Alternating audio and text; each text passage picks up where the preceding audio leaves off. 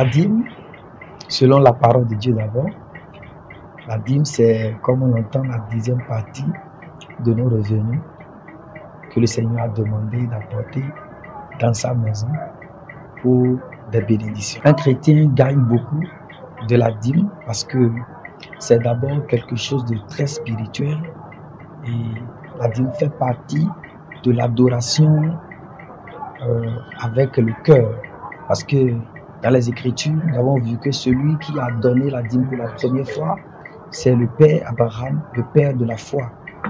De ce point de vue, il avait vaincu, il a eu la victoire sur ses ennemis, il était allé en rencontre du sacrificateur de Dieu, son père spirituel, et qu'on appelait Melchisedec, et il lui a donné, la Bible dit, la dîme de tout.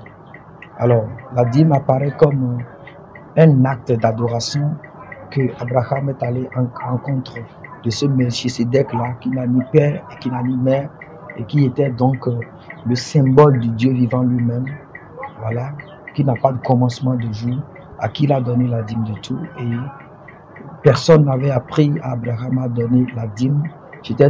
Il avait senti de son esprit, comme il avait toujours fait, un homme de foi, comme l'Esprit de Dieu, le Saint-Esprit, qui existait depuis le commencement de ce monde, l'avait conduit à le faire, comme il avait reçu les 3 anges qui étaient venus vers lui quand il était à l'oreille de sa maison et il était en train de prendre de l'air, de se reposer. Alors, la dîme est un acte d'adoration. La toute première chose qu'un chrétien peut gagner de la dîme, c'est une communion profonde. Une communion profonde de pouvoir adorer Dieu avec ses moyens. Voilà. Et cela ouvre son cœur tout entier à Dieu. Le chrétien gagne également de la dîme selon les Écritures, selon que le prophète Malachie l'a dit au peuple de Dieu. Il a dit dans Malachie chapitre 3 et le verset 10, il dit: apportez dans la maison toutes vos dîmes afin qu'il y ait de la nourriture. Il dit: mettez-moi de la sorte à l'épreuve et vous verrez si je n'ouvrirai pas pour vous les écluses des cieux.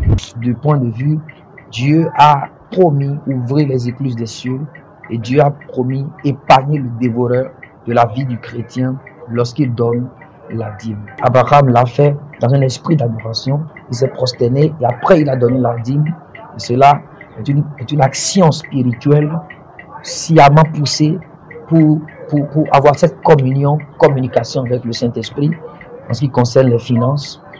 Donc c'est un privilège. Deuxièmement, parce qu'en le donnant, le chrétien gagne la protection de Dieu sur ses affaires, sur tout ce qu'il fait, et Dieu lui ouvre en deux les écluses des cieux. Il y a de l'abondance de partout dans ses affaires. Ce que nous avons remarqué, et nous remarquons toujours dans les églises locales, c'est que bon nombre de chrétiens n'arrivent pas à honorer véritablement cette, je ne dirais pas cette loi, non, cette action spirituelle qui consiste à adorer Dieu avec la 10e partie de nos revenus. Beaucoup ne comprennent pas le sens profond de la dîme. Cela est dû également au fait qu'il y ait beaucoup de théologies, certaines qui sont contre le don de la dîme dans le Nouveau Testament, tandis que d'autres veulent donner mais à leur guise. Ça fait que les chrétiens ont développé une sorte d'incertitude. Est-ce qu'il faut donner? Est-ce qu'il ne faut pas donner? Est-ce que nous sommes vraiment bénis en donnant cela et tout? On remarque vraiment, comme vous l'avez bien su souligner, qu'il y a peu de personnes qui donnent. Et c'est parce que nous ne comprenons pas la spiritualité derrière la dîme, au-delà d'une loi. Et ce ne l'est même pas. C'est un acte qui nous bénit et où nous devons comprendre et mettre véritablement en pratique cette instruction de la part de Dieu. La dîme dans le Nouveau Testament est d'abord spirituelle. Du coup, c'est un état d'esprit qui est développé, c'est une éducation, c'est une assurance interne que le chrétien se donne, c'est une vie. Et quand ça devient une vie, ça devient facile. La dîme, comment la donner pour en être béni? Si nous disons qu'il faut tenir compte de tout ce que l'on reçoit comme source de revenus, je pense que ce n'est pas scripturalement exagéré. parce que c'est ce que la Bible a dit. La dîme, lorsque Abraham l'a donné à Dieu, à Melchisedec, il lui a donné la dîme de tout, selon Genèse 14, le verset 20. Pour donner la dîme, il faut tenir compte de tout ce que l'on reçoit comme étant un revenu. Et je peux dire que selon l'instant, ça peut ne pas être instantané, même si c'est ce qui est prévu, même si c'est ce qui est conseillé. Dès que tu reçois des revenus, lorsque tu reçois un sou, tu reçois quelque chose, tu enlèves la dîme de cela. Et même si, de façon sur champ, c'est-à-dire là, tu n'as pas pu enlever la dîme, après, tu peux faire calcul de ça sans aucune pression, sans trouver comme un fardeau, parce que c'est ce qui fait que plusieurs négligent, plusieurs ne prennent pas comme du plaisir, un acte d'adoration, de pouvoir veiller. Et quand on veille ça, je pense que c'est facile à le faire. Ça devient une question d'esprit et de volonté. Il faut que nous nous détrompions par rapport à toutes les théologies que nous sommes en train d'avoir à la fin des temps quant au don ou non de la Bible, au point où la chose est devenue presque facultative dans le cœur de plusieurs chrétiens. Quand je parle de facultative ici, je parle de négligence totale, abandon total. Et je vais au-delà pour dire que cela a des conséquences sur leur vie spirituelle. Le sang de Jésus, c'est pour le salut de l'âme, et vous allez au ciel. Mais si vous voulez prospérer dans cette vie, faire des affaires, je prends un exemple des anglophones. Moi, je suis bilingue, donc je voyage beaucoup sur l'anglophonie.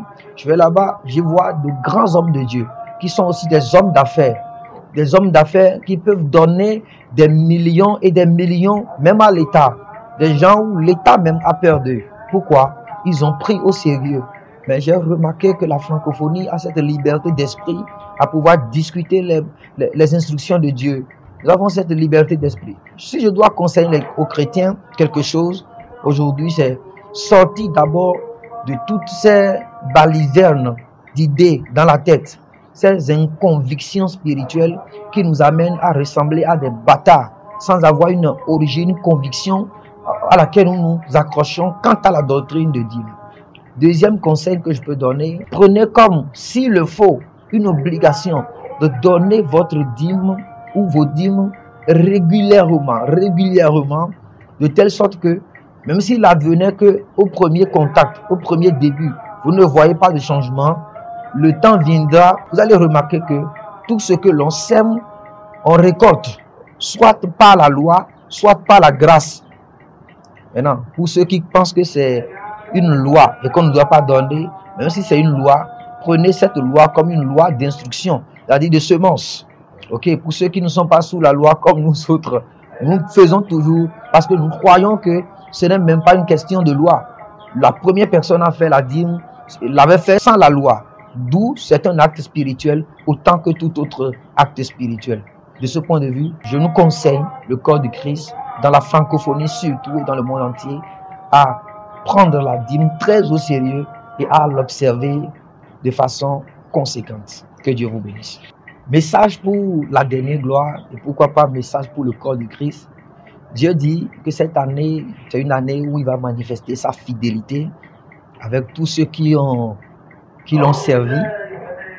La parole de Dieu dit, ceux qui servent l'Éternel se parlent l'un à l'autre. C'est en vain que l'on sert Dieu. Et Dieu dit non, on ne me sert pas en vain. Cette année, c'est l'année de la fidélité de Dieu dans tous les domaines de votre vie, dans votre spiritualité, parce que nous parlons justement de la dîme, c'est aussi ça. Un temps où Dieu manifeste sa fidélité vis-à-vis de sa parole. Et à tous les chrétiens du monde, priez cette année, restez soft.